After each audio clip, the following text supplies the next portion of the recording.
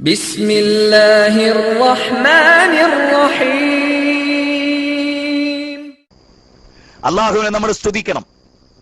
മുജാഹിദ് പ്രസ്ഥാനം എന്ന ആദർശ പ്രസ്ഥാനത്തെ നശിപ്പിക്കുന്നത് അബ്ദുറഹ്മാൻ സലഫിയാണ് എന്ന് ലോകത്തിന് കൃത്യമായി ബോധ്യപ്പെടുത്തി കൊടുക്കുന്ന ഒരു മഹാസദസ്സൊരുക്കിയ ലോകത്തിന്റെ നാഥന് സർവസ്തുതിയും.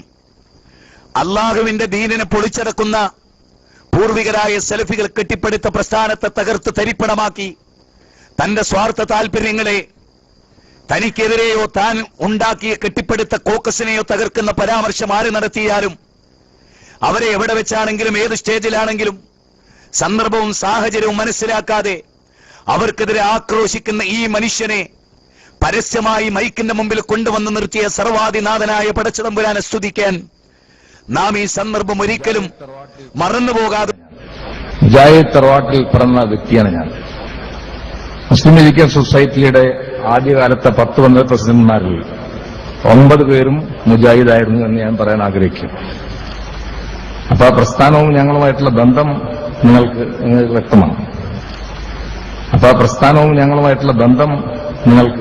വ്യക്തമാണ്. അപ്പുറത്തെ ഭാഗത്ത് ഒരു കൂട്ടം, 2 വർഷമാണ് ഞാൻ പറഞ്ഞത്, ഒരു കൂട്ടം ആൾക്കാർ നമ്മുടെ കൂട്ടത്തിൽ തന്നെ ഉള്ളവർ പിടിച്ച് ജാഹിലിയ കാലഘട്ടത്തിലോട്ട് കൊണ്ടുപോകാനായിട്ട് ശ്രമിച്ചുകൊണ്ടിരിക്കുന്നു. Surah Hijr, chapter number 15, that in the Quran there is healing for mankind. So Quran itself is ruqya. Surah Fatiha also.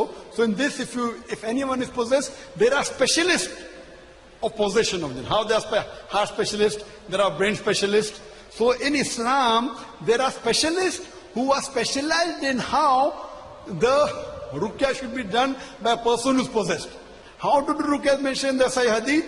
How it should be done? You should go to a person who is specialized in ruqya. So ruqya means the treatment for a person who possesses black magic or with jinn. And there are various Sahih Hadith who speak. But be careful, do not go to those people who deviate.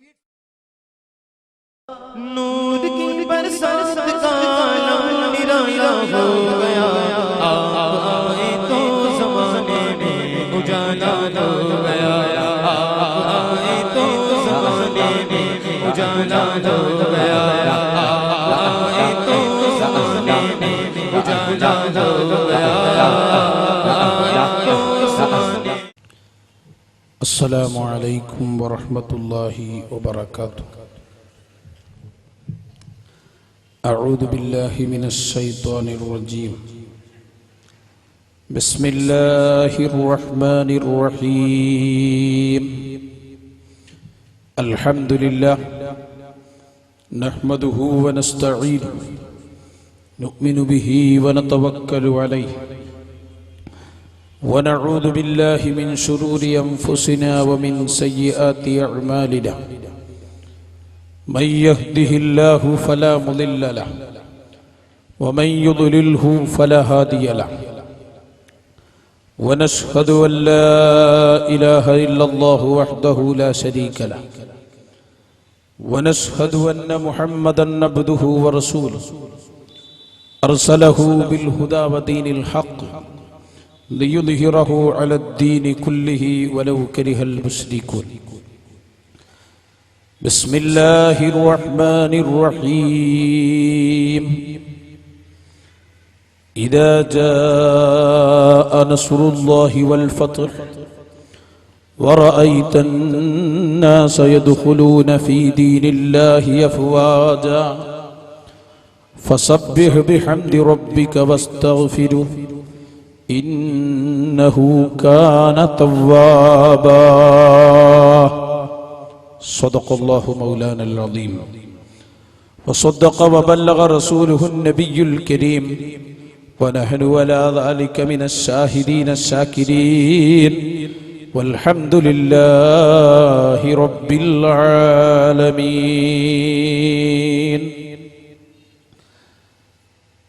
من عمل عملا ليس عليه أمرنا فهو رد. شفيعنا وحبيبنا محمد رسول الله. أحب الصالحين ولست منهم لعلي أن أنال بهم شفاعة اللهم صل وسلم على رسولك سيدنا محمد وعلى آل سيدنا ومولانا محمد ആദരണീയരായ സയ്യിദ് അവറുകൾ, പണ്ഡിതന്മാർ, നേതാക്കൾ, അഹ്ലുസുന്നത്തി വൽ ജമാഅയുടെ പ്രവർത്തകർ, എൻ്റെ പ്രിയപ്പെട്ട സഹോദരിമാരെ, ഞങ്ങളുടെ ശബ്ദം ശ്രവിച്ചുകൊണ്ടിരിക്കുന്ന പ്രിയപ്പെട്ട കൂട്ടുകാരെ, അല്ലാഹു സുബ്ഹാനഹു വ തആലയുടെ നേരത്തെയുള്ള തീരുമാനമനുസരിച്ച് അള്ളാഹുവിൻ്റെ ദീനുമായി ബന്ധപ്പെട്ട് ചില സുപ്രധാന കാര്യങ്ങൾ പറയാൻ വേണ്ടിയാണ് നാം ഇവിടെ ഒത്തുകൂടിയത്. അള്ളാഹു ഖബൂൽ ചെയ്യുമാറാകട്ടെ. ഹബീബായ മുഹമ്മദുർ റസൂലുള്ളാഹി സ്വല്ലല്ലാഹു അലൈഹി വസല്ലമ തങ്ങളുടെ തിരുനോട്ടമുള്ള മജ്ലിസായി അള്ളാഹു ഈ മജ്ലിസിനെ സ്വീകരിക്കുമാറാകട്ടെ.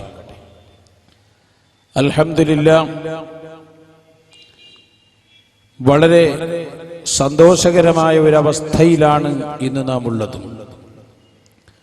കേരളക്കരയിൽ രണ്ടു പ്രധാനപ്പെട്ട സമ്മേളനങ്ങൾ കഴിഞ്ഞപ്പോൾ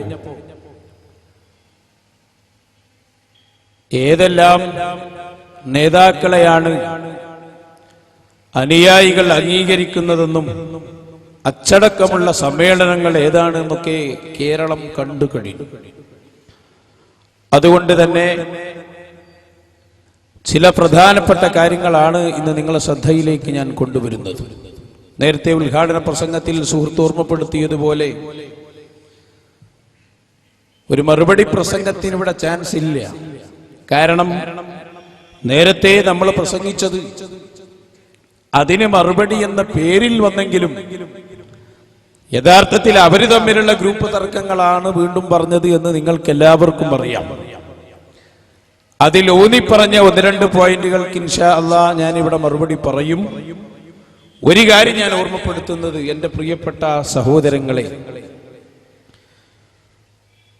കഴിഞ്ഞ മുജാഹിദിന്റെ ഇവിടത്തെ ഹനീഫ് കായക്കോടി മൗലവിയുടെ പ്രഭാഷണത്തിൽ പുതുതായി വല്ല സംശയമോ തെളിവോ നിങ്ങൾക്ക് ആർക്കെങ്കിലും ലഭിച്ചിട്ടുണ്ടെങ്കിൽ വളരെ സ്നേഹത്തോടെ പറയാനുള്ളത്, ഇത് നിങ്ങൾക്ക് കൂടി ഇടപെടാനുള്ള അവസരമുള്ള സദസ്സാണ്. അതുകൊണ്ട് ധൈര്യമായി ഇവിടെ വന്ന് നിങ്ങൾക്കിത് ചോദിക്കാം. ആ പ്രസംഗത്തിൽ ഞങ്ങൾ ഇത് കേട്ടു, അതിനെന്താണ് പറയാനുള്ളത്? ഇൻഷാ അല്ലാഹ് ഉസ്താദുമാരെല്ലാവരും ഇവിടെ ഉണ്ട്, അതിന് മറുപടി കിട്ടുമെന്ന് ആമുഖമായി ഓർമ്മപ്പെടുത്തുകയാണ്. ഇത് തന്നെയാണ് മുജാഹിദുകളുടെയും സുന്നികളുടെയും പരിപാടികളുടെ പ്രധാനപ്പെട്ട വ്യത്യാസവും. നിങ്ങൾ അവിടെ ചെന്നിട്ട് ഒരു ചോദ്യം ചോദിക്കാനുണ്ട് എന്ന് പറഞ്ഞു നോക്ക്, ഇല്ലെങ്കിൽ ഞങ്ങളൊന്ന് റെക്കോർഡ് ചെയ്യട്ടെ എന്ന് പറഞ്ഞു നോക്ക്. ഞങ്ങൾക്ക് നിങ്ങൾ റെക്കോർഡ് ചെയ്താൽ അത്രയും സന്തോഷം, കാരണം നിങ്ങൾ കൂടി അത് കേൾക്കുമല്ലോ. അല്ലെങ്കിൽ നിങ്ങൾ ഞങ്ങളുടെ പരിപാടിയിലേക്ക് ചോദിക്കാൻ വന്നാൽ, ഞാൻ കഴിഞ്ഞ ആഴ്ച എറണാകുളത്ത് ചെന്നപ്പോ ഒരുപാട് പ്രവർത്തകർ ചോദ്യം ചോദിക്കാൻ വേണ്ടി മുൻനിരയിൽ വന്നിരുന്നു. പക്ഷേ പരിപാടി കഴിഞ്ഞപ്പോൾ അവർ പറഞ്ഞ ചോദ്യങ്ങളെല്ലാം തീർന്നുപോയി, പിന്നെ അവർ പോയി. അവരെ സംബന്ധിച്ച് പറഞ്ഞൊരു കാര്യമില്ല. ഒരുപാട് ആളുകൾ അതിൽ പെട്ടുപോയവരാണ്. അല്ലാഹു അവർക്കൊക്കെ ഹിദായത്ത് കൊടുക്കുമാറാകട്ടെ. സമ്മേളനം കൂടി കഴിഞ്ഞപ്പോൾ അൽഹംദുലില്ലാഹ് ഒരുപാട് ആളുകൾക്ക് വലിയ മാറ്റം ഉണ്ടായിട്ടുണ്ട്. ഇത് പരലോകത്തിന് വേണ്ടിയാണല്ലോ നമ്മൾ സംസാരിക്കുന്നത്. അതുകൊണ്ട് തന്നെ ഏറ്റവും പ്രധാനപ്പെട്ട വിഷയങ്ങളിലേക്ക് നിങ്ങളുടെ ശ്രദ്ധ ഞാൻ ക്ഷണിക്കുകയാണ്. ഇൻഷാ അല്ലാഹ് നബി സല്ലല്ലാഹു അലൈഹി വസല്ലമ തങ്ങളടക്കമുള്ള മഹാന്മാരോട് അവരുടെ വഫാത്തിന് ശേഷവും ചോദിച്ചാൽ, സഹായം തേടിയാൽ അതിന് പ്രമാണം പറയുന്നത് വേണം എന്നാണ് നമ്മുടെ കായക്കൊടി മൗലവി പ്രധാനമായി പറഞ്ഞത്. ഷാഫി ഇമാം പറഞ്ഞാൽ പോരാ, ഹനഫി ഇമാം പറഞ്ഞാൽ പോരാ, ഇമാമിങ്ങളൊന്നും പറഞ്ഞാൽ ഞങ്ങൾക്ക് തൃപ്തിയാവൂല, പ്രമാണങ്ങൾ തന്നെ ഞങ്ങളെ കൂടെ വേണം എന്നാണ് പറയുന്നത്. ഇൻഷാ അല്ലാഹ് പ്രമാണങ്ങൾ എന്നതുകൊണ്ട് നിങ്ങൾ ഉദ്ദേശിച്ചത് ഖുർആനും സുന്നത്തുമാണെങ്കിൽ അതുകൂടി ഞാൻ അതിന്റെ കൂടെ എന്ന് പറയും. സ്വീകരിക്കാവുന്നവർക്കൊക്കെ അത് സ്വീകരിക്കാവുന്നതാണ്. പുതിയ സാഹചര്യങ്ങൾ, കഴിഞ്ഞ പ്രസംഗം ഞാൻ ഇവിടെ നടത്തിയതായതുകൊണ്ട് കഴിഞ്ഞ തവണ പറഞ്ഞ ഒന്നും ഇന്ന് ആവർത്തിക്കാൻ പോകുന്നില്ല. ഞാൻ പുതിയത് തന്നെ ധാരാളം വിഷയങ്ങൾ പറയാനുള്ളത് കൊണ്ട് ഞാൻ നേരെ അങ്ങോട്ട് പോവുകയാണ്. സഹോദരങ്ങളെ, സത്യത്തിൽ ഇത് നല്ല ഒരു സന്ദർഭമാണ് എന്ന് ഞാൻ വെറുതെ പറഞ്ഞതല്ല. സമ്മേളനം എന്തിനാണ് മുജാഹിദുകൾ നടത്തിയത്? എന്തെങ്കിലുമൊക്കെ പ്രശ്നങ്ങളുണ്ടെങ്കിൽ അത് തീർത്ത് കൂടുതൽ കരുത്ത് തെളിയിക്കാനായിരുന്നല്ലോ മുജാഹിദുകൾ സമ്മേളനം എന്ന പേരിൽ ഒരു മാമാങ്കം സംഘടിപ്പിച്ചത്. പക്ഷേ എന്തായി സമ്മേളനത്തിന്റെ ശേഷം? ഇപ്പോൾ മുജാഹിദ് പ്രസ്ഥാനം എവിടെ എത്തി നിൽക്കുന്നു? അതാണ് ഞാൻ ആദ്യം നിങ്ങളെ ശ്രദ്ധയിൽപ്പെടുത്തും. ഇവിടെ ആമുഖ ആവശ്യമില്ല, ഞാൻ ഇവിടെ പ്രസംഗിച്ചു. നേരത്തെ നമ്മൾ കുറച്ച് അപ്പുറത്ത് വീണ്ടും പ്രസംഗിച്ചു. ഹനീഫ കായക്കൊടി അതിന്റെ ബാക്കി കാര്യങ്ങളൊക്കെ പറഞ്ഞു. ഇനിയിപ്പോ നമ്മൾ നേരെ വിഷയത്തിലേക്ക് കടക്കേണ്ട കാര്യം ഇവിടെ ഉള്ളൂ. ഒന്നുകൂടി ശബ്ദം ഒന്നുകൂടി കൊണ്ടുപോകും. ആ വിഷയത്തിലേക്ക് നിങ്ങളെ ശ്രദ്ധ ഈമാനുള്ള സർവ്വ മുസ്ലിമീങ്ങളുടെയും. ഞങ്ങൾക്കതിൽ വേറെ ലക്ഷ്യങ്ങളില്ല. അതുകൊണ്ട് തന്നെ ഈ വിമർശനം വല്ലതും ഞാൻ പറയുന്നുവെങ്കിൽ പ്രവർത്തകരോട് പറയാനുള്ള ഇത് നിങ്ങൾക്കെതിരെയുള്ള വിമർശനം അല്ല. മുജാഹിദിന്റെ നേതാക്കൾ അവർക്കറിയാം സത്യം. അവർ സത്യം അറിഞ്ഞിട്ടും നിങ്ങളെ വഞ്ചിക്കുകയാണ്. ആ വഞ്ചന നമ്മളിവിടെ തുറന്നു കാണിക്കുകയാണ്. അൽഹംദുലില്ലാഹ്, ഇന്നലെ മഹാനായ ഖമറുൽ ഉലമ ഉസ്താദ് അവറുകൾ പറഞ്ഞൊരു വാക്ക് ഞാനിവിടെ തുടക്കത്തിൽ തന്നെ എടുത്തുദ്ധരിക്കുകയാണ്.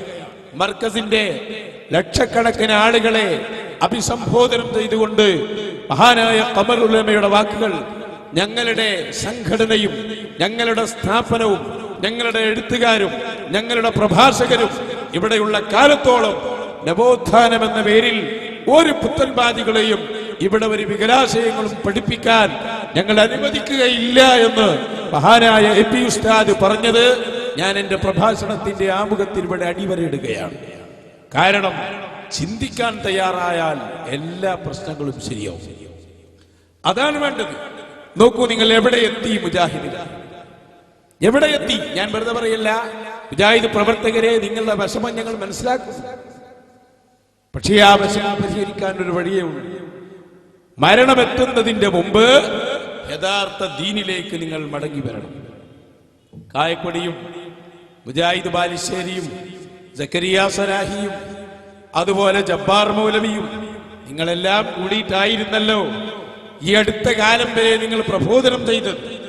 നിങ്ങൾ പള്ളികൾ ഉണ്ടാക്കിയത്, നിങ്ങൾ മദ്രസകൾ ഉണ്ടാക്കിയത്. എങ്കിൽ എവിടെ എത്തി ഇപ്പോൾ മുജാഹിദ്? ബാലുശ്ശേരി തന്നെ പറയുന്നത്, ഞങ്ങൾ പരസ്പരം സലാം പറഞ്ഞാൽ ഞങ്ങൾ അങ്ങോട്ടും ഇപ്പൊ മടക്കാറില്ല, അങ്ങോട്ടും ഇങ്ങോട്ടും മടക്കാറില്ല. ഏത് SSF-കാർ അല്ലെങ്കിൽ SYS-കാർ മടക്കാറില്ല എന്നല്ല പറയുന്നത്. നിങ്ങൾ പ്രത്യേകം ശ്രദ്ധിക്കണം. മുജാഹിദുകൾ തമ്മിൽ സലാം പറഞ്ഞിട്ട് മടക്കുന്നില്ല.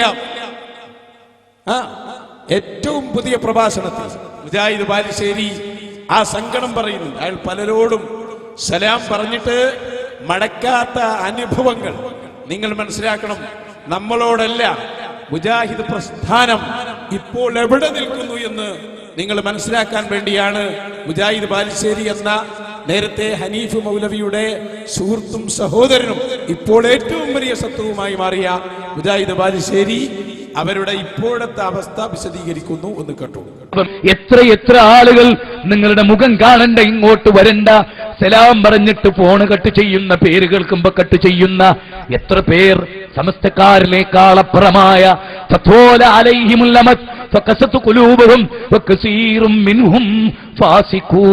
ഈ ഒരവസ്ഥാവിശേഷം നിങ്ങൾ നോക്കേ. സമസ്തക്കാർ 1926 കേരള സമസ്ത കേരള ജംഇയ്യത്തുൽ ഉലമ ഉണ്ടാക്കി. അതിനുശേഷം ഇന്നുവരെ അതിന്റെ സ്റ്റേറ്റ് നേതൃത്വം ഒരു ലെറ്റർ ഹെഡിൽ മുജാഹിദുകളുടെ പ്രസംഗം കേൾക്കരുത് എന്ന് പറഞ്ഞ് ഒരു സർക്കുലർ അയച്ചത് എന്റെ ശ്രദ്ധയിൽപ്പെട്ടിട്ടില്ല. നിങ്ങളുടെ ശ്രദ്ധയിൽപ്പെട്ടിട്ടുണ്ടോ?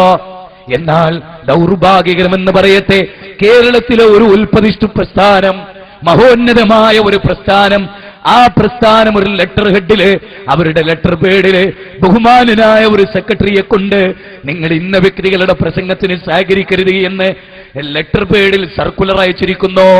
ഒരു നൂറ്റാണ്ടിന്റെ നവോത്ഥാനം പറയുന്ന നമ്മുടെ ചരിത്രത്തിൽ KP-ക്ക് പരിചയമില്ല, അതുപോലെ ഉമർ മൗലവിക്ക് പരിചയമില്ല, KM മൗലവിക്ക് പരിചയമില്ല, വക്കം അബ്ദുൽ ഖാദർ മൗലവിക്ക് പരിചയമില്ല, സെയ്ദ് മൗലവി രണ്ടത്താണിക്ക് പരിചയമില്ല, KSK തങ്ങൾക്ക് പരിചയമില്ല, അതുപോലെ അബ്ദുറഹ്മാൻ സാഹിബിന് പരിചയമില്ല, ഒരു പണ്ഡിതനും പരിചയമില്ല. ഒരു പുതിയ ലെറ്റർ പേഡിൽ അതല്ലെങ്കിൽ ഒരു പുതിയ രീതി. നിങ്ങൾ ഇന്ന് പ്രസംഗം കേൾക്കരുത്, ഇന്ന് കേസറ്റ് വാങ്ങരുത്, ഇന്നവരുടെ കൂടെ തുടരരുത്. അതേ, ഞാൻ ഇന്നലെ NV കുടുംബത്തിലെ പ്രഗത്ഭനായ ഒരു മനുഷ്യനെ കണ്ടു, NV സാലിം ക. അദ്ദേഹത്തിന്റെ കുടുംബത്തിൽ അദ്ദേഹത്തിന്റെ കുടുംബക്കാര് കയറി പ്രചരിപ്പിക്കുകയാണ്, അവന്റെ ബേക്കിൽ നിസ്കരിക്കാൻ പോലും പാടില്ല. നിങ്ങൾ ആലോചിച്ചു നോക്കണേ, എവിടെ എത്തിയിരിക്കുന്നു നമ്മുടെ കോമ. നിങ്ങൾക്ക് എന്തു പറ്റി? ഇതിന്റെ പേര് യഥാർത്ഥത്തിൽ ഹിസ്ബിയത്ത് എന്നാണ്. ഇതാണ് ഹിസ്ബിയത്ത്, ഇതാണ് പാതകം, ഇതാണ് വലിയ വിവരക്കേട്. ഇത് സമസ്തക്കാർക്ക് അണ്ടങ്ങള് ഹിസ്ബിയത്ത് എന്ന് പറഞ്ഞാൽ എന്താ? പക്ഷപാതിത്വം. നിങ്ങൾ നോക്ക്, എവിടെ എത്തി? പരസ്പരം സലാം പറഞ്ഞിട്ട് മടക്കുന്നില്ല. ഞങ്ങളല്ല, മുജാഹിദ് പ്രവർത്തകരുടെ ഏറ്റവും പുതിയ സങ്കടകരമായ അവസ്ഥ. നിങ്ങൾ സമ്മേളനത്തിന്റെ ക്ലിപ്പുകൾ ഇൻഷാ അല്ലാഹ് ഞാൻ ഇവിടെ കൊണ്ടുവരും. ഒരു സമ്മേളനം നടത്തിയിട്ട് എന്തുണ്ടായി എന്ന് നിങ്ങൾ മനസ്സിലാക്കണം. ഇത് നിങ്ങൾക്ക് പുനഃപരിശോധന നടത്തേണ്ട സമയമാണ് എന്ന് ഞാൻ വെറുതെ പറയുകയില്ല. ഒന്നുകൂടി ഞാൻ അവസരം കൊടുക്കണം അയാൾക്ക് തന്നെ. അയാൾ പറയുന്നുണ്ട്, പള്ളിയിലെ എൻ്റെ ഒരു സഹോദരൻ ഞാൻ സലാം ചൊല്ലി നോക്കി, അയാൾ മടക്കുന്നില്ല. നോക്ക്, നിങ്ങൾ തുടരാൻ പാടില്ലെന്ന് പറയുന്നു, മുശ്രിക്കായി പോയി എന്ന് പറയുന്നു. നിങ്ങൾ തമ്മിലാണിപ്പത്. ഒന്ന് കണ്ടു നോക്കൂ. ബാലുശ്ശേരി ഒന്നുകൂടി പറഞ്ഞോട്ടെ. ഈ പള്ളിയിലെ എന്റെ പ്രിയപ്പെട്ട സഹോദരനോട് ഞാൻ സലാം പറഞ്ഞപ്പോ മുഖം തിരിഞ്ഞു പോയത് ഞാൻ മുശ്രിക്കാണ് എന്ന ധാരണയിലാണ്. നമുക്കതിൽ പ്രയാസമില്ല. ഞാൻ ഏറ്റവും ഇഷ്ടപ്പെട്ട ഒരു വ്യക്തിയെ അസ്ർ നമസ്കാരത്തിന് പുല്ലേപ്പടി പള്ളിയിൽ കണ്ടപ്പോ ഞാൻ അദ്ദേഹത്തിലേക്ക് കുനിഞ്ഞു നിന്ന് സലാം പറഞ്ഞപ്പോ ഒന്നിങ്ങനെ തലയാട്ടി എന്നതല്ലാതെ മിണ്ടുന്നില്ല. ആരായത്? മുജാഹിദുകൾ തമ്മിലാണ്. എന്തേ ഈ പ്രശ്നത്തിന് കാരണം? ഒന്നേ ഉള്ളൂ, തെറ്റിദ്ധാരണ. എന്ത് തെറ്റിദ്ധാരണ? എല്ലാം കഴിഞ്ഞു മക്കളെ. നിങ്ങൾ നോക്ക്, സലാം പറഞ്ഞ് തലയിങ്ങനെ ആട്ടി മിണ്ടുന്നില്ല. കാരണം ഇയാള് മുശ്രിക്കായി പോയി. നിങ്ങൾ നോക്കൂ, ഒരു പ്രസ്ഥാനത്തിന് വന്നുപെട്ട പാട് എത്രത്തോളം അയാൾ പറയുന്നുണ്ട്. ഇത് സമസ്തക്കാര് പോലും പറയുന്നതിന്റെ എത്രയോ പുറത്തായി പോയി എന്നാണ്. മുജാഹിദ് പ്രവർത്തകരെ, ഇതെന്തുകൊണ്ട് വന്നുപെട്ടു എന്ന് നിങ്ങൾ ചിന്തിച്ചോ? നിങ്ങൾ മുശ്രിക്കാക്കി നിങ്ങളുടെ നേതാക്കൾ ഒടുവിൽ അവര് തന്നെ പരസ്പരം മുശ്രിക്കാക്കുന്ന അതീവ ഗൗരവമായ കാഴ്ച. അതിന്റെ ഒരു ബാക്കി കൂടി അയാൾ പറയട്ടെ, ഒരു അവസരം കൂടി കൊടുക്കുന്ന ആ വിഷയം. എന്തെന്ത് കൂക്കുവിളികളാണ്, എന്തെന്ത് കല്ലേറുകളാണ്, എന്തെന്ത് പരിഹാസങ്ങളാണ്. മുമ്പ് നമ്മൾ സലാം പറഞ്ഞിരുന്നവർ, ഒരേ വിശ്വാസം കൊണ്ട് നടന്നവർ, ഒരേ ആചാരം കൊണ്ട് നടന്നവർ നമ്മളിപ്പോ തെറ്റിദ്ധരിച്ചിരിക്കുന്നു. അവരോട് സലാം പറയുമ്പോ കൈവലിക്കുകയാണ്, മുഖത്ത് നോക്കുന്നില്ല, നമ്മളോട് പുഞ്ചിരിക്കുന്നില്ല. ഒരാളിനോട് ഈരാറ്റുപേട്ട പോയപ്പോ പറഞ്ഞത്, കാന്തപുരത്തിന്റെ മുഖത്തേക്ക് ഒരു മുവഹിദ് നോക്കുമോ അതുപോലെയാണ് നിങ്ങൾ എനിക്ക്. ആരായത് പറയുന്നത്? ഞാൻ രോഗിയായി മിംസിൽ കിടന്നപ്പോ എന്നെ കെട്ടിപ്പിടിച്ച് പൊട്ടിക്കരഞ്ഞ എന്റെ പ്രിയപ്പെട്ട സഹോദരൻ പറയുകയാണ്, നിങ്ങളുടെ മുഖത്ത് നോക്കുന്നത് പോലും പാപമാണ്. എന്തേ കാരണം? കണ്ടോ, മുഖത്ത് നോക്കുന്നത് പോലും പാപമായാണ്. ആ ഒരവസ്ഥയിലാണ് ഇന്നത്തെ മുജാഹിദ് പ്രവർത്തകർ ഉള്ളത് എന്ന് ഞങ്ങൾക്കറിയാം. അതുകൊണ്ടാണ് നമ്മൾ ഇടപെട്ടത്. എന്തേ നിങ്ങൾക്കിത് വന്നു പോയത്? സഹോദരങ്ങളെ, മുജാഹിദ് ബാലുശ്ശേരി എന്ത് പറഞ്ഞു, കായക്കൊടി എന്ത് പറഞ്ഞു എന്ന് നോക്കണ്ടെന്നാ കായക്കൊടി പറഞ്ഞത്. പക്ഷേ ഞങ്ങൾക്കൊന്ന് നോക്കാതിരിക്കാൻ പറ്റുമോ? നിങ്ങൾ പറയൂ. കാരണം നിങ്ങൾ ഒന്നിച്ചല്ലേ ഞങ്ങളെ എതിർത്തിരുന്നത്.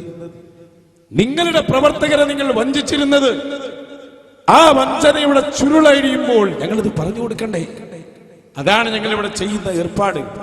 നിങ്ങൾ ആക്ഷേപിക്കാൻ വേണ്ടി പറഞ്ഞതല്ല, ഇത് മനസ്സിലാക്കാൻ വേണ്ടി പറഞ്ഞതാണ്. എത്രത്തോളം കടപ്പുറത്തെ പ്രസംഗത്തിന്റെ ഒരു ഭാഗം കൂടി നിങ്ങൾ കേട്ടോ. അയാൾ പറഞ്ഞല്ലോ, അജ്മൽ കസബിനെ തൂക്കിക്കൊന്നപ്പോൾ അയാളോട് ചോദിച്ചു, മോനെ നിനക്ക് വല്ല അന്ത്യാഭിലാഷവുമുണ്ടോ? അവസാനത്തെ ആഗ്രഹം എന്നെ പുറത്താക്കിയപ്പോ അതുപോലും ചോദിക്കാതെയാണ് പുറത്താക്കിയത് എന്നാണ് മുജാഹിദ് ബാലുശ്ശേരി പറഞ്ഞത്. കസബിന് കൊടുത്ത പരിഗണന പോലും എനിക്ക് തന്നില്ല. നിങ്ങൾ തമ്മിലുള്ള ആ പ്രശ്നത്തിന്റെ കാതൽ അത് അദ്ദേഹം പറയുന്ന ഒന്നുകൂടി കേട്ടോളൂ. നേരെ മറിച്ച് ഈ സംഘടനയെ സ്നേഹിച്ചു എന്ന് മാത്രമല്ല, ഇതിന്റെ പ്രബോധന പ്രവർത്തനങ്ങളിൽ ഞങ്ങളാൽ കഴിയുന്ന സേവനങ്ങൾ ഞങ്ങൾ അനുഷ്ഠിച്ചുകൊണ്ടിരും. ഒറ്റ ദിവസം പോലും ഒരുപക്ഷെ ഒഴിയാതെ. അപ്പൊ സ്വാഭാവികമായ അബദ്ധങ്ങൾ ഉണ്ടായാൽ എന്ത് വേണം? വിളിച്ചു വരുത്തണം, പറയണം. അതുണ്ടായിട്ടേ അല്ല. പുറത്താക്കുന്ന ആക്കി 4 തവണ ഉണ്ടായി. ആ 4 അവിടെ ആയതിനു ശേഷം പറയാ, സിട്ടിച്ചതിന് ശേഷം. അജ്മൽ കസബിനെ തൂക്കിക്കൊന്നിട്ടുണ്ടോ? എനിക്ക് എന്താ ആഗ്രഹം ഉണ്ടോ എന്ന് ചോദിക്കല്. അജ്മൽ കസബിനെ തൂക്കിക്കൊല്ലുമ്പോൾ പോലും അമുസ്ലിങ്ങളാൽ നയിക്കപ്പെടുന്ന ഭരണകൂടത്തിൽ അവർ ചോദിച്ചു, ചങ്ങായി മോനെ അന്നെ കൊല്ലാൻ പോകും, എനിക്ക് എന്തെങ്കിലും ആഗ്രഹം? അങ്ങനെങ്കിലും ഒരു അവകാശം. നിന്നെ പുറത്താക്കാൻ പോകാൻ നിനക്ക് എന്തെങ്കിലും പറയാനുണ്ടോ? എന്നിട്ട് എന്താ പറഞ്ഞെന്നറിയോ? കണ്ണൂരിലെ ചില പ്രവർത്തകരിൽ നിന്ന് കിട്ടിയ പരാതി എന്റെ പേരിൽ തന്ന എല്ലാ കത്തിലുള്ള എന്തറിയോ? ഇന്ന നാട്ടിലെ ചില പ്രവർത്തകർ, ഇനി അതിന്റെ സ്ഥിതി അറിയോ നിങ്ങൾക്ക്? ഞങ്ങൾക്കെതിരെ കത്തുണ്ടാക്കിക്കുക, സ്റ്റേറ്റിൽ നിന്ന് ഒരു നേതാവ് വിളിച്ചു പറഞ്ഞിട്ട് ഇന്ന ആളുകളെ പറ്റി മോശമാക്കിയിട്ടുള്ള കത്തുകള് നിങ്ങൾ ഇവിടേക്ക് അയക്കണം, ഫോൺ വിളിക്കണം, ടിപിക്ക് ഏൽപ്പിക്കുന്ന ഒരു സ്വസ്ഥത കൊടുക്കരുത്. ഇന്നാൾ ഇവിടെ വന്ന് ഇന്ന് പ്രസംഗിച്ചു, ഇന്നാൾ ഇവിടെ വന്ന് ഇത് പറഞ്ഞു, അങ്ങനെ പറഞ്ഞു, ആകെ ഇവിടെ പ്രശ്നമാണ്, തല്ലുണ്ടായി എന്നൊക്കെ നിങ്ങൾ പറയണം. അങ്ങനെ കിട്ടിയ കത്തുകൾ, അതില് ഞാനൊരു വ്യക്തിയോട് ഫോണിൽ സംസാരിച്ചത്, എനിക്കെതിരെ 2 കത്താ വന്ന്. എന്നിട്ട് എന്നോട് പറയാണ്, സ്റ്റേറ്റ് കമ്മിറ്റിയിൽ എന്നെ വിളിച്ചപ്പോ ഞാൻ പറഞ്ഞിട്ട് എഴുതിയല്ലേ. അപ്പൊ മനസ്സിലായി അച്ഛൻ പത്തായത്തിലും കൂടിയില്ല, അച്ഛൻ പത്തായത്തിലും കൂടിയില്ല. ഞാൻ പറഞ്ഞു, ഇപ്പൊ എനിക്ക് മനസ്സിലായി. നിങ്ങൾ ആലോചിക്കണം. ഞാൻ അവരോട് ചോദിച്ചു, ഇസ്ലാമിന്റെ രീതി ഇതാണോ എന്ന് ചോദിച്ചു. നിങ്ങൾ കേട്ടോളി, എവിടെയാ ഞങ്ങൾ വിയോജിക്കുന്നത്? പിന്നെ സമസ്തക്കാരെ പോലെ ജമാഅത്തെ ഇസ്ലാമിയെ പോലെ അല്ല നിങ്ങള്. അപ്പോ നോക്കിങ്ങള്, ഇത് സ്റ്റേറ്റ് ഓഫീസിൽ നിന്ന് വിളിച്ചു പറയാം, മുജാഹിദ് ബാലുശ്ശേരിക്കെതിരെ ഇന്ന വിഷയങ്ങൾ നിങ്ങൾ പരാതിയായി ഇങ്ങോട്ട് അയക്കണം, എന്നിട്ട് നമുക്ക് നടപടി സ്വീകരിക്കാം. എന്നിട്ട് ഇയാൾ ചോദിക്കുകയാണ്, ഇതാണോ ഇസ്ലാമിന്റെ രീതി? നിങ്ങൾ ചിന്തിക്കണം സഹോദരന്മാരെ. അപ്പൊ ഒരു വിഷയത്തിലും നിങ്ങൾക്ക് എന്തില്ല? ഒരു വിശ്വാസതയും ഇല്ല എന്നതിന്റെ ഏറ്റവും പ്രകടമായ തെളിവല്ലേ ഇതൊക്കെ? അതുകൊണ്ടല്ലേ നിങ്ങളെ പ്രസ്ഥാനം നേതാക്കൾ ഈ കോലത്തിലാക്കി. നിങ്ങൾ നോക്ക്, ഇതെന്താ സാധനം? കോഴിക്കോട്ട് നടന്ന മുജാഹിദ് സമ്മേളനത്തിന്റെ പ്രോഗ്രാം നോട്ടീസാണ്, കാര്യപരിപാടി നോട്ടീസ്. ഞങ്ങൾ ഇതൊന്ന് അരിച്ചു പെറുക്കി നോക്കി. എന്താ അവസ്ഥ എന്നറിയോ? കഴിഞ്ഞ 7ാം സമ്മേളനം, ഇപ്പൊ നടന്ന 8ാം സമ്മേളനമാണല്ലോ. 7ാം സമ്മേളനത്തിലുള്ള 52 പ്രഭാഷകർ ഇതിൽ നിന്ന് ഔട്ടാണ്. 52 മുശ്രിക്കായി പോയത്. അതിന്റെ ലിസ്റ്റ് എന്റെ ഏറ്റവും പുതിയ CD-യിൽ ഞാനത് വായിച്ചിട്ടുണ്ട്. ഇവിടെ ആരെങ്കിലും ആവശ്യപ്പെട്ടാൽ ഞാനത് വായിക്കും. മുജാഹിദ് സമ്മേളനത്തിൽ കൂട്ടത്തല്ല് എന്ന പുതിയ CD-യിൽ നിങ്ങൾക്കായി 52 ആളെ പേര് ഞാൻ വായിച്ചിട്ടുണ്ട്. നിങ്ങൾ മനസ്സിലാക്കണം, മുശ്രിക്കായി പോയതാ. അപ്പൊ സഹോദരന്മാരെ, ഈ ശിർക്കാരോപണത്തിന്റെ ചുരുളഴിഞ്ഞാൽ ഒരുപാട് ആളുകൾക്ക് നന്നാകാനുള്ള വകുപ്പുണ്ട്. ഇവിടെ പറഞ്ഞ എന്താ? ഞാൻ ആ വിഷയത്തിലേക്ക് കാര്യമായിട്ട് ഇനി ഒറ്റ വിഷയം ഞങ്ങൾക്ക് കിട്ടണ്ടുള്ളൂ എന്നാണ്. അതെന്താണ്? കൂരിക്കുഴി തങ്ങൾ അല്ലെങ്കിൽ മറ്റു തങ്ങന്മാർ, അതാണല്ലോ കാര്യമായ ക്ലിപ്പ്. ഇതൊക്കെ നിങ്ങൾ മനസ്സിലാക്കണം. അത്തോളിക്കാർക്കും ഈ കോഴിക്കോട് ജില്ലയിലെ പരിസരത്തുള്ള പല ആളുകൾക്കും ഒരുപാട് കാലമായി പരിചയമുള്ളതാണ്. അതൊക്കെ പഴയ ഏടാണ്. ഈ ക്ലിപ്പ് ഏത്? തങ്ങളെ സ്വർഗത്തിലേക്ക് ടിക്കറ്റ് കൊടുക്കുന്ന തങ്ങളെ നിങ്ങൾ ഞങ്ങളൊന്ന് നോക്കണം എന്ന് പറയുന്ന, കരഞ്ഞുകൊണ്ട് പറയുന്ന ഭാഗം പ്രദർശിപ്പിച്ച് ഇതാ നബി തങ്ങളോട് പ്രാർത്ഥിക്കുന്നു എന്ന് നിങ്ങൾ കേരളത്തിൽ ഉടനീളം പറഞ്ഞപ്പോ ഞങ്ങളന്ന് കൃത്യമായി അതിന് മറുപടി പറയുകയും എന്താണ് പ്രാർത്ഥന എന്ന് വിശദീകരിച്ചതുമാണ്. അത് ഇപ്പോൾ കൊണ്ടിടുന്ന, അതുകൊണ്ടെങ്കിലും ഇവർക്കിടയിലുള്ള ഭിന്നിപ്പൊന്ന് മറന്നുപോയാൽ എന്നായിരിക്കും. വിടില്ല. അപ്പൊ ഭിന്നിപ്പുകളുടെ കൂടെ ചെയ്യാം. ഞാൻ പറയട്ടെ, സ്വർഗത്തിലേക്ക് ടിക്കറ്റ് കൊടുക്കുന്ന തങ്ങളെ എന്ന് പറഞ്ഞതാണോ പ്രശ്നം? അതോ കരഞ്ഞുകൊണ്ട് പറഞ്ഞു എന്നുള്ളതാണോ പ്രശ്നം? മരിച്ചതിന് ശേഷം പറഞ്ഞു എന്നതാണോ പ്രശ്നം? അത് നമ്മളൊന്ന് പരിശോധിക്കുക. ഞങ്ങൾ ചെയ്യുന്ന ഏറ്റവും വലിയ ശിർക്ക് ഇപ്പം തങ്ങളുടെ അഭിപ്രായത്തിൽ മങ്കൂസ് മൗലിദിലാണല്ലോ നിങ്ങൾ ഏറ്റവും വലിയ ശിർക്ക് കണ്ടത്.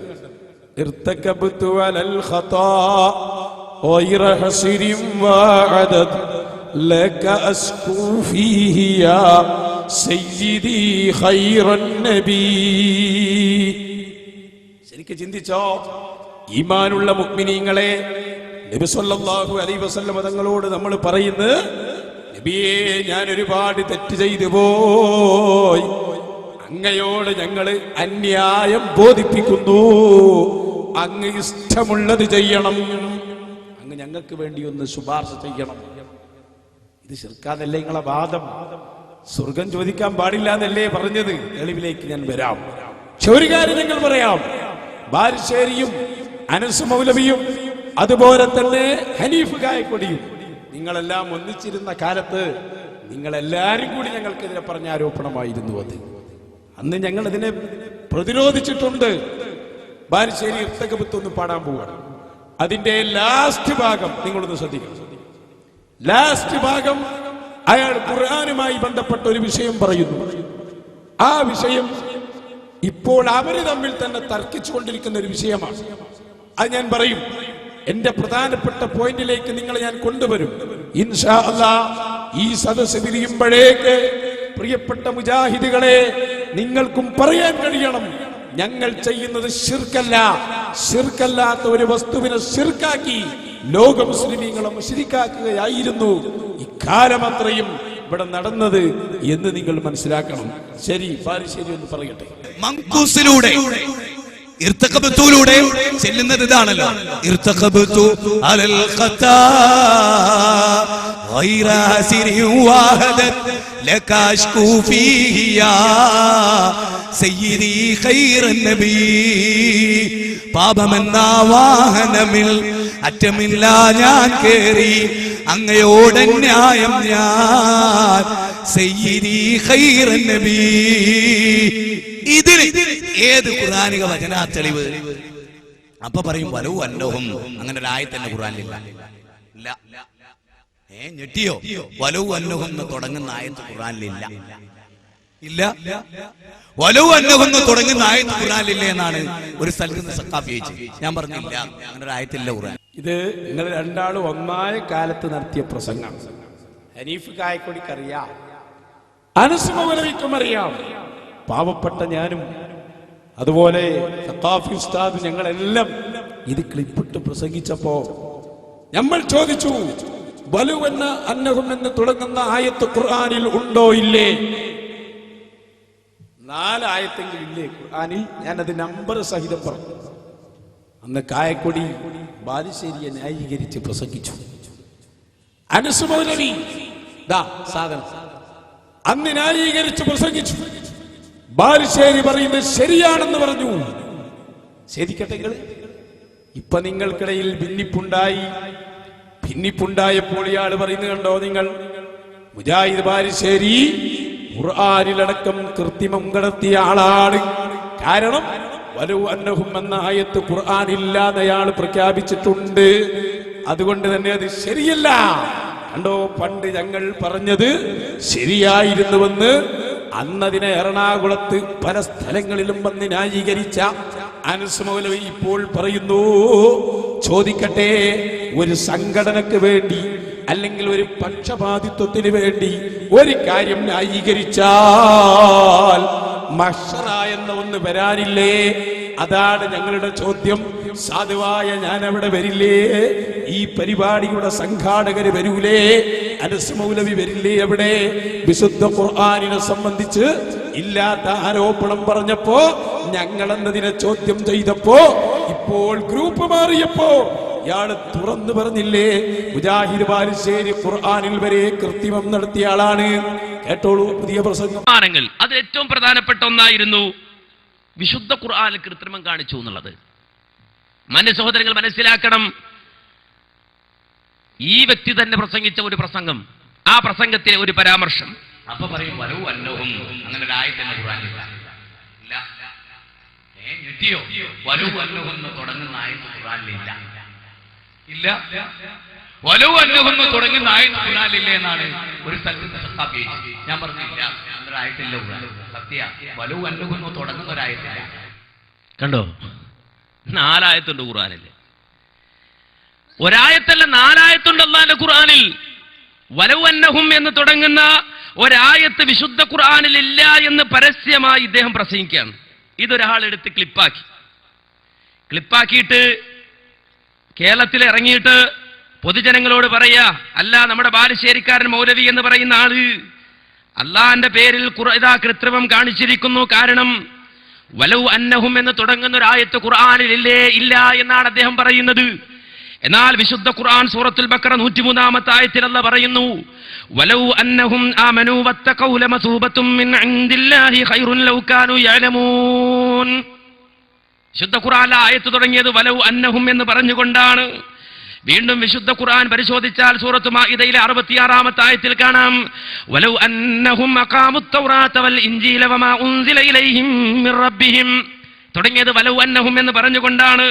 വീണ്ടും വിശുദ്ധ ഖുർആൻ മറിച്ചാൽ കാണാം, അതേ സൂറത്തു തൗബയിലെ 59-ാമത്തെ ആയത്ത്, വലൗ അന്നഹും റദൂ മാ ആതാഹുമുല്ലാഹു വറസൂലുഹു. വീണ്ടും വിശുദ്ധ ഖുർആൻ പരിശോധിച്ചാൽ കാണാം, സൂറത്ത് ഹുജറാത്തിലെ 5-ാമത്തെ ആയത്ത്, വലൗ അന്നഹും സബറൂ ഹത്താ തഖ്റുജ ഇലൈഹിം ലകാന ഖൈറൻ ലഹും വല്ലാഹു ഗഫൂറുർ റഹീം. 4 ആയത്ത് ഖുർആനിലുണ്ട് വലൗ അന്നഹും എന്ന് തുടങ്ങുന്നത്. ഇദ്ദേഹത്തിന്റെ പ്രസംഗം കേട്ടാൽ എന്താ തോന്നുക, ഖുർആൻ ഒറ്റ ആയത്തില്ല എന്നാണ്. സംശയമുണ്ടോ? ഒറ്റ ആയത്തില്ല. കാര്യം മൂപ്പര് സോളിഡ് പ്രൂഫും സിമന്റ് പ്രൂഫൊക്കെയാണ്. അങ്ങനെയാണ്, വെറുതെ ഒന്നും പറയൂല. ഇത് അന്നേ പറഞ്ഞൂടായിരുന്നു. അന്നെന്തിനിത് മൂടി വെച്ചു? അന്ന് പാർട്ടിക്കാരനാണ്, ഇപ്പൊ പാർട്ടിന്റെ പുറത്താ. ദീനാണോ ലക്ഷ്യം? പരലോകമാണോ ലക്ഷ്യം? നിങ്ങൾ പറ സഹോദരങ്ങളെ. അപ്പൊ ഒരാള് ഗ്രൂപ്പ് മാറിയപ്പോ ഇത് ഖുർആനിൽ കൃത്രിമമായി. നേരത്തെ ഇയാൾ എന്നെ ന്യായീകരിച്ചു, ഈ അനസ് മൗലവി തന്നെ എന്നെ ന്യായീകരിച്ചിട്ടുണ്ടായി. ഞാൻ പറയട്ടെ സഹോദരന്മാരെ, യഥാ ചിന്തിക്കേണ്ടത്, ഈ കളിക്കുന്ന നേതാവിന്റെ പിന്നിലെ പോയാൽ നിങ്ങൾക്ക് സ്വർഗം കിട്ടുമെന്ന് നിങ്ങൾ വിചാരിക്കുന്നുണ്ടോ? ഒരു കാലത്തും അങ്ങനെ ധരിക്കേണ്ടതില്ല. സ്വർഗം കണി കാണാൻ കഴിയില്ല. നോക്കൂ നിങ്ങൾ, ഞാൻ വിഷയത്തിലേക്ക് തന്നെ വരുന്നു. അള്ളാഹുവിന്റെ റസൂലിനോട് പറഞ്ഞല്ലോ, സ്വർഗത്തിലേക്ക് ടിക്കറ്റ് കൊടുക്കുന്ന തങ്ങളെ, നിങ്ങൾ ഞങ്ങളെ ഒന്ന് സഹായിക്കണം, ഞങ്ങൾക്കൊന്ന് സ്വർഗത്തിലേക്ക് ടിക്കറ്റ് തരണം. ഇത് പറഞ്ഞതാണോ മൗലവിമാരെ പ്രശ്നം? എന്നാ കേട്ടോ, നിന്റെ മൗലവിമാരോട് പോയിട്ടൊന്ന് ചോദിക്കണം. മഹാനായ റബീഅ റളിയല്ലാഹു അൻഹു അതാ നബി സല്ലല്ലാഹു അലൈഹി വസല്ലം തങ്ങളാകുന്ന നേതാവിന്റെ മുന്നിൽ പോയി രാത്രി സമയത്ത്, ആരുമില്ലാത്ത സമയത്ത് വെള്ളം ചൂടാക്കിയിട്ട് കാത്തിരിക്കുന്നു നബി സല്ലല്ലാഹു അലൈഹി വസല്ലം തങ്ങളെ. അല്ലാഹുവിന്റെ റസൂല് മദീനയിലെ തണുത്തു വിറച്ച അന്തരീക്ഷത്തിൽ പുറത്തു വന്നപ്പോൾ റബീഅ റളിയല്ലാഹു അൻഹു അവിടെ വല്ലാത്തൊരു സ്നേഹം തോന്നി ശിഷ്യനോട്. എന്തൊരു ത്യാഗമാണ് സഹിച്ചത്. ഉടനെ നബി തങ്ങൾ പറയാ, സല്ലി യാ റബീഅ. മുസ്ലിമിന്റെ ഹദീസ്, ഇമാം മുസ്ലിം ഉദ്ധരിച്ച ഹദീസാ. സല്ലി യാ റബീഅ, ചോദിച്ചോ റബീഅ. റബീഅ തങ്ങൾ ഇങ്ങനെ എന്നിട്ട് പറഞ്ഞു, ദുനിയാവിൽ പലതും ചോദിക്കാണ്ട്, പക്ഷെ അതൊക്കെ നശിച്ചു പോകുന്ന എനിക്കറിയാം. അതുകൊണ്ട് ഒരൊറ്റ ചോദ്യം, അസ്അലുക മുറാഫഖതക ഫിൽ ജന്ന. നബിയേ, അങ്ങയുടെ കൂടെ സ്വർഗത്തിൽ എനിക്ക് ഉന്നത അങ്ങയുടെ കൂടെ വേണം. സ്വർഗം കിട്ടിയാലൊന്നും പോരാ, സ്വർഗത്തിൽ അങ്ങയുടെ കൂടെ കിട്ടണം. റസൂലുള്ളാഹി സ്വല്ലല്ലാഹു അലൈഹി വസല്ലം തങ്ങൾക്കല്ലേ ഏറ്റവും വലിയ സ്വർഗം, അവിടെ തന്നെ കിട്ടണം എന്നാ പറഞ്ഞു. എന്താ പറഞ്ഞേ? മോനെ, പഠിച്ചോനെ, സ്വർഗം ചോദിക്കുക മോനെ, ചെയ്യാൻ പാടുണ്ടോ? നീ എന്ത് പണിയാ ഇത് ചെയ്തത്? അതാണോ നബി തങ്ങൾ ചോദിച്ചത്? അല്ല, ഇതല്ലാത്തതൊന്നുമില്ലേ ചോദിക്കാൻ? ഇത്രയും വലുതന്നെ വേണോ? അപ്പൊ പറഞ്ഞു, നബിയെ വേറെ ഒന്നുമില്ല, അതെന്നെ കിട്ടണം. പിന്നെ ആവർത്തിച്ചു മതി. അപ്പൊ എന്താ പറഞ്ഞത്? ഇമാം അഹ്മദ് തങ്ങളെ പിന്നെ റിവായത്ത് എടുത്തു നോക്ക്. ഞാൻ എങ്ങനെ തരാം, പക്ഷെ ഞാൻ തരാന്ന് വിചാരിച്ച് ഈ നാളെ മുതൽ ഫ്രീ ആയിരിക്കണ്ട. നാളെ മുതൽ നന്നായി സുജൂദ് ചെയ്തോ, നിസ്കരിച്ചോ, സ്വർഗം തരാന്ന് വെറുതെ ഇരിക്കണ്ടെന്നും പറഞ്ഞു. അപ്പൊ സ്വർഗം ചോദിച്ചാൽ അത് തെറ്റാണെന്നോ നിങ്ങളെ വാദം? എങ്കിൽ പൊളിഞ്ഞില്ലേ ഈ ഹദീസ് കൊണ്ട്? അവസ്ഥാതെ ഞങ്ങളെ മൗലൈമാർ അതിന് മറുപടി പറഞ്ഞു തന്നിട്ടുണ്ട്, നിങ്ങളെ മനസ്സിൽ തോന്നുന്നുണ്ടാവും. ആ മറുപടിയും ഞാൻ പൊളിച്ചു തരാം. നിങ്ങളതിന്റെ പിന്നാലെ വന്ന് പോകാൻ തയ്യാറുണ്ടോ? എന്നാ മറുപടി എന്നറിയോ? മൗലൈമാര് പറഞ്ഞു കൊടുക്കും, അത് നേരെ സ്വർഗം ചോദിച്ചതല്ല. കാരണം ഇമാം തബ്റാനിയുടെ വേറൊരു റിപ്പോർട്ടിലുണ്ട്, അസ്അലുക മുറാഫഖതക, നബിയെ നിങ്ങളോട് സ്വർഗം ചോദിക്കുന്നു എന്ന് പറഞ്ഞതല്ല, പിന്നെ അസ്അലുക അൻ തദ്ഉവല്ലാഹ ലീ, എനിക്ക് വേണ്ടി സ്വർഗം കിട്ടാൻ നിങ്ങൾ ദുആ ചെയ്യണം എന്നാണ് പറഞ്ഞത് എന്ന് തബ്റാനി ഇമാമിന്റെ റിപ്പോർട്ടിലുണ്ട് എന്ന് മൗലവിമാര് നിങ്ങളെ പഠിപ്പിച്ചിട്ടുണ്ടാകണം. എന്നാ നിങ്ങൾ ഉടനെ ചോദിക്കണം, തബ്റാനി ഇമാമിന്റെ റിപ്പോർട്ടിന്റെ സനദ് പറയണം മൗലവിമാരോട്, പിടിക്കണം അവരെ. നമ്മൾ ഈ പറഞ്ഞ മുസ്ലിമിന്റെ ഹദീസാ, അസ്അലുക മുറാഫഖതക ഫിൽ ജന്ന, നബിയെ അങ്ങയോട് സ്വർഗം ചോദിക്കുന്നു, സ്വർഗത്തിലെ ഉന്നത സ്ഥാനം. ഇത് മുസ്ലിം റിപ്പോർട്ട് ചെയ്ത ഹദീസാ, അത് ഏറ്റവും സഹിയായ ഹദീസാ. നിങ്ങളെ പറഞ്ഞതോ അത് നോക്ക്, അത് ദഈഫായ ഹദീസാണ്, പഠിപ്പിച്ചു കൊടുക്കവർ. അതിന്റെ പരമ്പര നിങ്ങൾ എടുത്തു നോക്ക്, അതിലുണ്ട് ഇബ്നു ഇസ്ഹാഖ് ആരാന്ന് മൗലവിമാരോട് ചോദിച്ചു നോക്ക്. അദ്ദേഹം മുദല്ലിസ് എന്നാന്നൊക്കെ മൗലവിമാരോട് തന്നെ ചോദിച്ചു നോക്ക്. അറിയില്ലെങ്കിൽ ഞങ്ങൾ പറഞ്ഞുതരും. മുദല്ലിസിന്റെ അനത്ത് സ്വീകരിക്കൂല എന്ന് മൗലവിമാർക്ക് അറിയില്ലെങ്കിൽ ഞങ്ങൾ പഠിപ്പിച്ചു തരാം. അപ്പൊ അസ്വീകാര്യമായ ഒരു റിപ്പോർട്ട് എടുത്തു വെച്ച് നിങ്ങളെ പറ്റിക്കുകയാ. ഇത് മുസ്ലിമിന്റെ ഹദീസാ. പിന്നത് പറയണോ? മർക്കസിൽ എന്നിട്ട് ഉസ്താദെ ഇവിടെ എന്റെ കുട്ടിക്ക് ഒരു സീറ്റ് വേണം എന്ന് പറഞ്ഞ ഒരു മൗലവി, അത് മർക്കസ്ക്ക് പ്രവേശനം ചോദിച്ചിട്ടില്ല, സീറ്റല്ലേ ചോദിച്ചിട്ടുള്ളൂ എന്നാലും പറയൂല. അത് അവിടെ ഏറ്റവും ഉന്നത സീറ്റ് കിട്ടിയ മർക്കസിലെത്തും. ഇതേപോലെ സ്വർഗം തന്നെ ചോദിച്ച നേതാക്കളുണ്ട്. അപ്പൊ സ്വർഗം ചോദിക്കലല്ല പ്രാർത്ഥന എന്ന് പറഞ്ഞാൽ, ഞാൻ അതിന്റെ ആ പോയിന്റിലേക്കാണ് നിങ്ങളെ കൊണ്ടുവന്നത്. പിന്നെ ഒന്ന് കരഞ്ഞാലും കരയാതിരിക്കലും അല്ല, അത് ശിർക്കാകുന്നതിന്റെ മാനദണ്ഡം ഇവിടെയാണ്. ഞാൻ പറഞ്ഞല്ലോ നിങ്ങളോട്, ഞാൻ ഉമർ മൗലവിന്റെ പ്രസംഗം ഇവിടെ കേൾപ്പിച്ചിരുന്നു. അയാൾ പറഞ്ഞ എന്താ അറിയൂ, അദൃശ്യമാർഗത്തിലൂടെ സഹായം തേടലും സഹായം കിട്ടുമെന്ന് വിചാരിക്കലുമാണ് ശിർക്ക്. അവിടെ എനിക്ക് പെച്ചുപോയത്. ഞാൻ അതിന്റെ തെളിവ് ചോദിച്ചിട്ട് ഹനീഫ്ക പറഞ്ഞു. ഹനീഫ്ക എന്ന് പറഞ്ഞത് ഞാൻ ബാലുശ്ശേരിയുടെ ഭാഷയിൽ പറഞ്ഞതാ. അയാളുടെ പ്രസംഗത്തിലൊക്കെ ഹനീഫ്ക എന്നാണ് പറയുന്നത്. പറഞ്ഞോ നിങ്ങൾ എവിടുന്ന് കിട്ടിയതാണ് നിർവചനം? അപ്പൊ ശിർക്കല്ലാത്ത ഓരോ നിങ്ങൾ ഉണ്ടാക്കി, തെളിഞ്ഞ വഴി, മറഞ്ഞ വഴി. ഇവിടെ തങ്ങളെ വിളിച്ചങ്ങനെ കേൾക്കുക, അത് മറഞ്ഞ വഴിയല്ലേ, തെളിഞ്ഞ വഴിയല്ലേ, ഇതൊക്കെ നിങ്ങൾ ഉണ്ടാക്കിയതാ. എടുക്ക ബാലുശ്ശേരി ഒന്നുകൂടി ഈ ചോദ്യം ഇതൊന്ന് കേൾക്കണം നിങ്ങൾ. ബാലുശ്ശേരിയുടെ പുതിയ പ്രസംഗത്തിൽ പ്രസക്തമാണ് ആ ചോദ്യം. അയാൾ ചോദിക്കുന്നുണ്ട്, അല്ല കായക്കൊടിക്കാരോ, ഞങ്ങളോടല്ല ഈ ചോദ്യം, നിങ്ങളെ ഗ്രൂപ്പിനോടാ. അയാൾ ചോദിക്കുന്നു, എന്തിന് നമ്മൾ ശിർക്കല്ലാത്തതിനെ ശിർക്കാക്കി? എന്തിന് തെളിഞ്ഞ വഴിയും മറഞ്ഞ വഴിയും പറഞ്ഞ് നമ്മൾ ജനങ്ങളെ പറ്റിച്ചു? മുജാഹിദികളെ ചിന്തിക്കണം. തങ്ങളെ എന്ന് വിളിച്ചാൽ എന്താ ശിർക്കാനുള്ള കാരണം? സ്വർഗം ചോദിക്കുകയാണോ? എങ്കിൽ റബീ റളിയല്ലാഹു അൻഹു മുശ്രിക്കാവൂലേ? അപ്പൊ അതല്ല. പിന്നെ മരിച്ചുപോയി എന്നതാണോ? അപ്പൊ മറഞ്ഞ വഴി അങ്ങനെ ഒന്നും ഉണ്ടാക്കിയതാണല്ലോ. മറഞ്ഞ വഴിയിൽ സഹായം തേടിയ ശിർക്കാവുന്ന ആര് പറഞ്ഞു? ഏത് ഇമാമാ പറഞ്ഞത്? എവിടുന്ന നിങ്ങൾക്ക് അത് കിട്ടിയത്? അത് ഞാൻ പൊളിക്കും. അപ്പൊ ശിർക്കല്ലാത്തത് ശിർക്കാക്കിയതാണ് ഇവിടെ പ്രശ്നം. ശരി, ബാലുശ്ശേരി ആ ചോദ്യം ചോദിക്കുന്നു എന്ന് കേട്ടു. ആരാ ഇവിടെ ശിർക്കല്ലാത്തത് ശിർക്കാക്കിയത്? ആരാ കുഫറല്ലാത്തത് കുഫറാക്കിയത്? ആരാ അഭൗതികമായതിനെ ഭൗതികമാക്കിയത്? ഭൗതികമായതിനെ അഭൗതികമാക്കിയത് ഒക്കെ ആരാ? തെളിഞ്ഞ വഴി മറഞ്ഞ വഴി എന്നൊക്കെ പറഞ്ഞിവിടെ ആളുകളെ ചതിച്ചതും വഞ്ചിച്ചതും ആരാ? സുല്ലമിമാരെ നിങ്ങൾ വലിയ തലവേദനയാ. സുല്ലമി, നിങ്ങൾ പരലോകത്ത് വരും. യാ ഇബാദല്ലാ, അനുസരിച്ച് അമല് ചെയ്യാമെന്ന് ഇവിടെ ആരും പറഞ്ഞിട്ടില്ല. ശിർക്കായതിന് ആരും ഇവിടെ ശിർക്കല്ല എന്ന് പറഞ്ഞിട്ടില്ല. ഈ നുണപ്രചരണങ്ങളാണ് നമ്മുടെ നാടുകളിൽ നടക്കുന്നത്. ഇനിയോ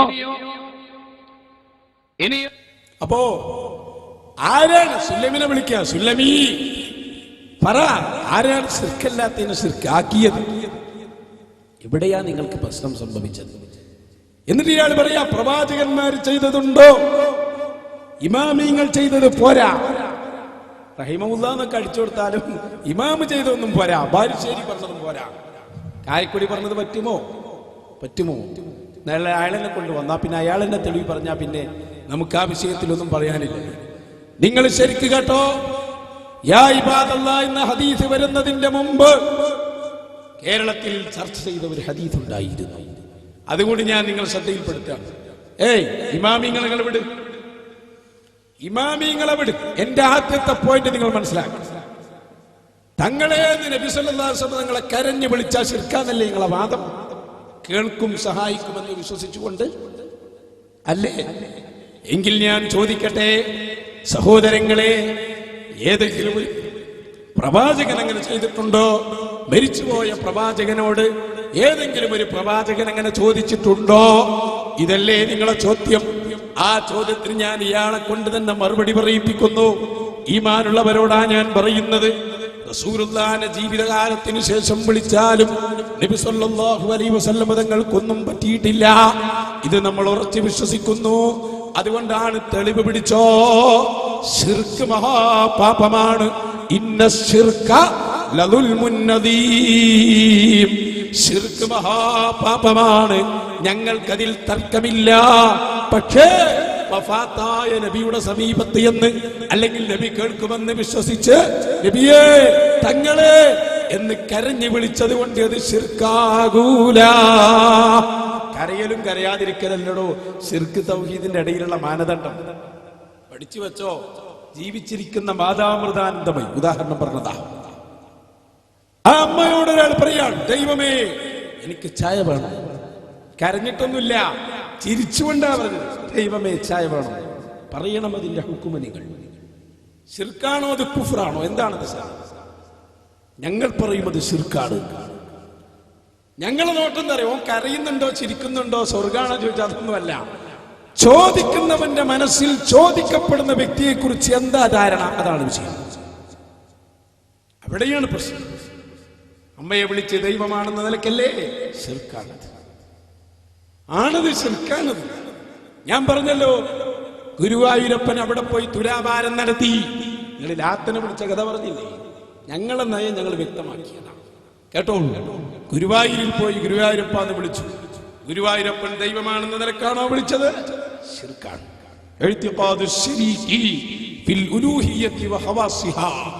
അല്ലാഹു അല്ലാത്തവർ ആരാധ്യരുണ്ടെന്ന് വിശ്വസിച്ചാൽ, അള്ളാഹുവിന്റെ പവറുള്ള വേറൊരാളുണ്ടെന്ന് വിശ്വസിച്ചാൽ അത് ശിർക്കാണ്. സഅദുദ്ദീൻ തഫ്താസാനിയുടെ ശറുൽ മഖാസിദിൽ നിന്ന് ഞാൻ ഇതിവിടെ ഉദ്ധരിച്ചിട്ടുണ്ട്, മറുപടി പറഞ്ഞിട്ടില്ല. അപ്പൊ ഗുരുവായൂരപ്പനെ ഇലാഹാനൽക്ക് വിളിച്ചാൽ ശിർക്കാണത്. ആ നിലക്കല്ല വിളിച്ചത് ഉസ്താദേ. എന്നാൽ എന്താ അതിന്റെ വിധി? ഞങ്ങൾ പറഞ്ഞു, മറ്റൊരു മതത്തിന്റെ ആചാരമല്ലേത്. അപ്പൊ മറ്റൊരു മതത്തിന്റെ ആചാരം അവരുടെ ആചാരം എന്ന നിലക്കാണോ ഇവൻ ചെയ്തത്? അതിന് കുഫർ എന്നാണ് പറയുക. കുഫറാണ്. അപ്പൊ ശിർക്കും കുഫറും വ്യത്യാസമുണ്ടോ? ഉണ്ട്. ഉദാഹരണ സഹിതം ഞാൻ പറയും, ഇത് ഊതിപ്പടിച്ചാൽ നടക്കില്ല, ഓതി പഠിക്കാൻ വേണം. ശിർക്ക് ആരോപിച്ചാൽ പോരാ, വിഷയങ്ങൾ നന്നായി പഠിക്കണം. ഒരാൾ പറഞ്ഞ അള്ളാഹുവിന്റെ റസൂലൊക്കെ ഞാൻ വിശ്വസിച്ചു ഉറപ്പാ, പക്ഷെ ളുഹ്ർ നിസ്കാരം എനിക്ക് നിർബന്ധമല്ല. അയാൾ ആരാ? അയാൾ മുശ്രിക്കാണോ? അല്ല, അയാളെ പേര് കാഫിറാണ്. അപ്പൊ എല്ലാ മുശ്രിക്കും കാഫിറാണ്, എല്ലാ കാഫിറും മുശ്രിക്കാകണമെന്നില്ല. ശറഉൽ അഖായിദ ഓതി പഠിക്കും. അപ്പൊ ഞങ്ങൾക്ക് അതിനൊക്കെ കൃത്യമായ നിലപാടുണ്ട്. ലാത്ത ദൈവമാണെന്ന് ലാത്തയെ സംബന്ധിച്ച് വിശ്വസിക്കുന്ന ഒരാളെ വിളിച്ചാൽ അത് ശിർക്കാ. ഇനി ലാത്തയെ വിളിക്കുന്ന ഹൈന്ദവന്റെ ആചാരം കടമെടുത്ത് വിളിച്ചാൽ അത് കുഫ്റാ. മനസ്സിലായോ? ഇതൊക്കെ ഞങ്ങളെ നയം എപ്പോഴും പറയുന്നത്. ഞങ്ങൾ ചെയ്യുന്ന അതൊന്നുമല്ല, ശിർക്കുമല്ല, കുഫറുമല്ല, ഹറാമുമല്ല, കറാഹത്തല്ലോ ഒന്നുമല്ല. പിന്നെയോ ഇത് അമ്പിയാക്കൾ ചെയ്തതാ. അമ്പിയാക്കൾ ചെയ്തു ഇയാളെ കൊണ്ട് പറയിപ്പിക്കാൻ പോവാണ്. എന്നാ പിന്നെ നിങ്ങൾക്ക് പ്രശ്നമല്ലല്ലോ. ഞങ്ങൾ പറഞ്ഞാലൊന്നും നിങ്ങൾക്ക് പറ്റൂല, ബാലുശ്ശേരി പറഞ്ഞാലും പറ്റൂല, ഈ കായക്കൊടി പറഞ്ഞാൽ പറ്റൂലേ എന്ന് നമുക്കൊന്ന് നോക്കാലോ. അതും കായക്കൊടി വെറുതെ പറയില്ല, പ്രമാണം ഉദ്ധരിച്ചുകൊണ്ടാ പറയുന്നത്.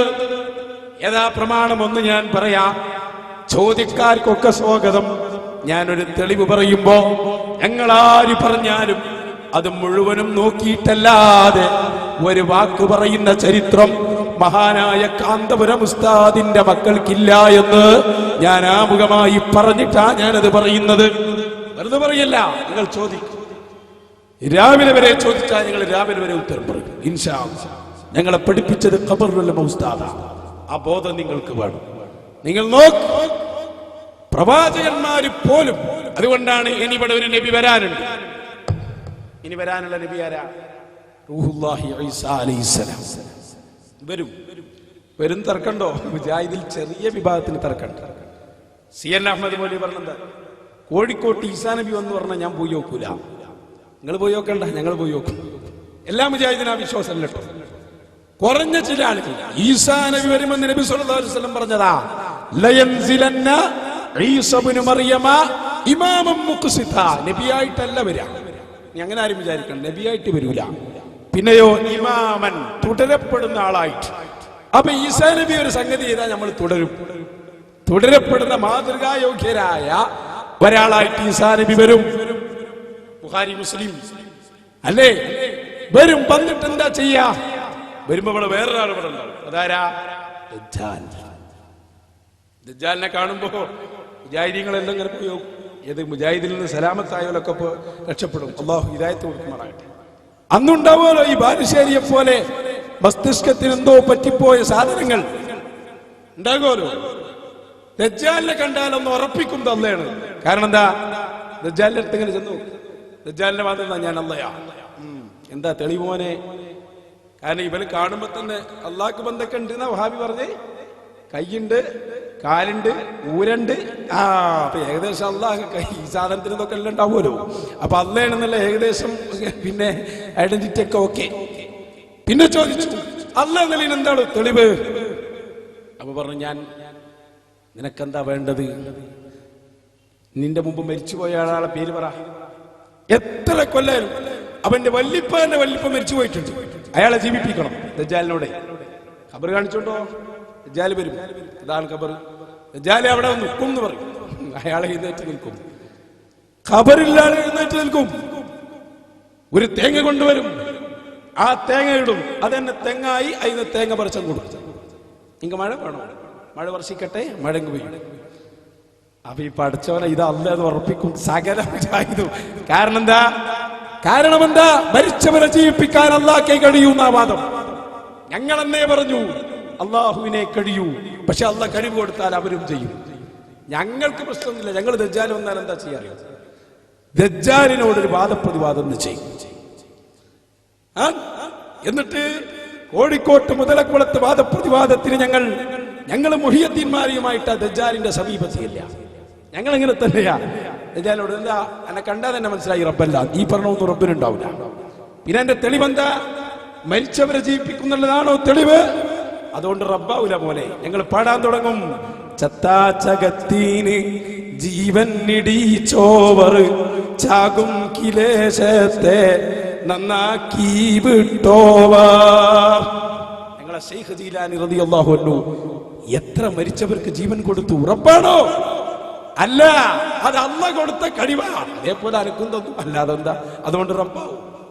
എന്തായാലും അവയും പറയും, ഞാൻ മറിഞ്ഞ കാര്യം പറയുന്നുണ്ടല്ലോ. അപ്പൊ നമ്മൾ അടുത്ത പരിപാടും എന്താ?